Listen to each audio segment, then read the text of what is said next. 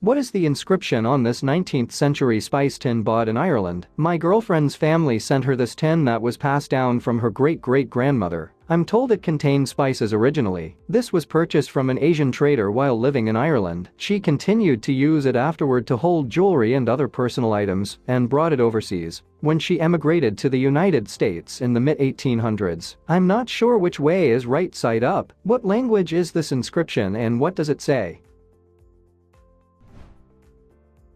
Those are not spice tins. It's an old film canister from the Eastman Kodak company. They sold the film in those in 100-foot lengths. I still have one of these containers. This Kodak logo was first created and adopted by the company in 1907. The letters were enclosed in a circle, which was a trendy design in those days. Government stamps used to be in circular shape in those times to express authority. So, the company too wanted to express its dominance in the market by using the circular design, but it was not a great design. The letters were assembled without much thought. In those days, professional graphic designers did not have branding concepts in mind.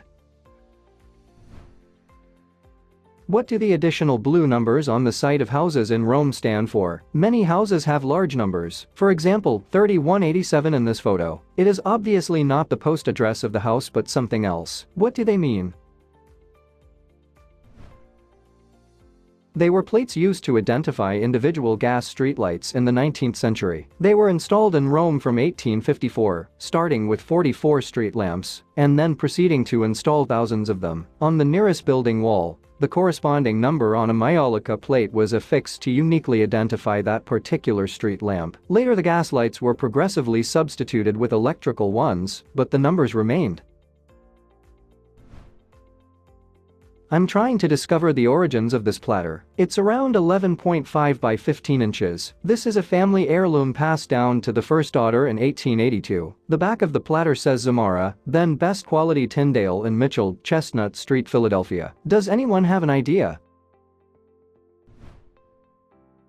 It's a Zamora pattern ironstone china, made by Francis Morley and Company in Chilton-Stoke-on-Trent, UK, sometime in the first half of the 19th century for Tyndale and Mitchell, an American company in Philadelphia, that sold china and earthenware. The production date of this piece must predate 1853. Because that was the year that the Francis Morley Company ended its partnership with Tyndale and Mitchell. I would guess sometime in the mid-1840s. The Tyndale and Mitchell mark on the bottom of your platter is basically a reseller's stamp. It's their old address in Philadelphia. The FM and Company at the base of the chalice indicates the partnership with Morley. Finally, the Zamora stamp is the name of the decorative pattern. I found this in a shed in a 19th century house in northern England. It says 1878 on the side. It's about 5 inches long and made from hardwood and steel. I'm assuming it's the handle from a sword of tool or a knife maybe. It feels and looks very old. What is it? It's a 19th century Swedish barrel knife, circa 1870s, made by Johan Engström of Eskilstuna, Sweden, a rather renowned knifesmith. The handle is made of wood and metal. The blade is hidden inside the handle and can be taken out and put back in the other way, so the blade is exposed and can be used. What is this, some kind of an oil lamp? It's about 7 inches long including the handle. I bought it at a thrift shop. And it doesn't smell like oil or anything. I believe it's brass and a turned wood handle. What would you call this? It's the burner from a spirit kettle from the 19th century. It uses denatured alcohol as a fuel which was set alight to keep the tea in pot warm. Before the disposable sterno cans you find today, this is what was used. They were often a status symbol, brought out during dinner parties as a display of wealth and class. What exactly are these two pieces of 19th century Australian farm machinery? I found both these pieces in an old convict barn that has been preserved on Maria Island, Tasmania, Australia. The island itself was populated by convicts throughout the 1800s and into the early 1900s, including a small industrial revolution. The island population was very self-sufficient and relatively small, numbering only in the hundreds at most, with only a few square kilometers to farm. The barn itself, which was built in the 1840s, is still full of old farm machinery, including mostly a few plows and carts. and these two peculiar specimens in the middle of the room. The first piece is a round-barreled spiky piece with a bench-like setup. The barrel itself has bearings that allow it still rotate easily. The second piece looks to be some rudimentary engine of sorts, potential steamer boiler chamber on the back and an obvious crankshaft mechanism, joined to the two central wheels. Any idea what are these?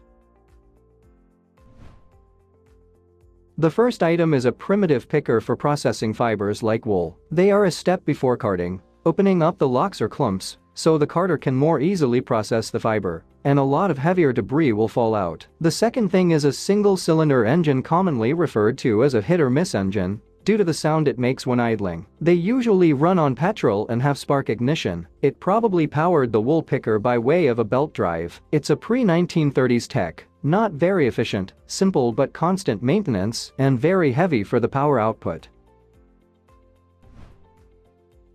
I have no idea what this is. It was passed down in the family, and we've had it since the 1880s as it was owned by my grandmother's grandmother. My family is British, but on both sides had connections abroad, thanks to the British Empire. This is, I think, a marble figurine of a man, used as a wall ornament by generations of my family. It looks like it may be of an East Asian origin. No writing on the piece, though if you see the back it looks like it is part of a larger piece. The size is 7 inches tall. Any idea what this could be? It's one of the 8 immortals of Chinese mythology. Zhongli Quan is often described as not properly wearing clothes and having a big stomach. From the looks at the cloud base, it seems to be broken and used to be a part of the set of 8 immortals ornament. 20 years earlier than your family acquired this, in 1860, British and French troops looted and burned the Chinese emperor's summer palace, including the sculptures built into the architecture, in retaliation for the Chinese torturing and killing a diplomatic delegation. So such things did happen. It is even conceivable that this could be a piece of that palace's ornamentation. This brass object has been sitting by the fireplace forever. No one in my family has any idea what it is. I'm hoping someone can help solve this mystery. I've looked everywhere online, but don't even know what to search to get it to come up. What the heck is this thing? It's a goffering iron from the early 19th century, used to iron ruffles and ribbons. You place a red-hot poker from the fire into the end of the test tube-looking portion. Then you crease your fabric by hand and rub it over the top of the now-hot tube. This acts as an iron that will crimp fabrics that might be too small for a traditional flat iron. Children's ruffled collars and the like. Later models had long mesh-toothed gears that did the crimping for you.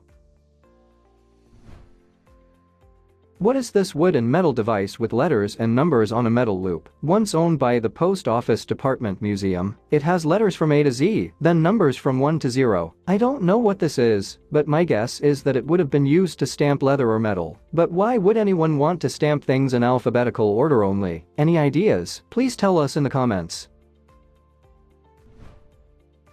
Thanks for watching. Let's make life fun.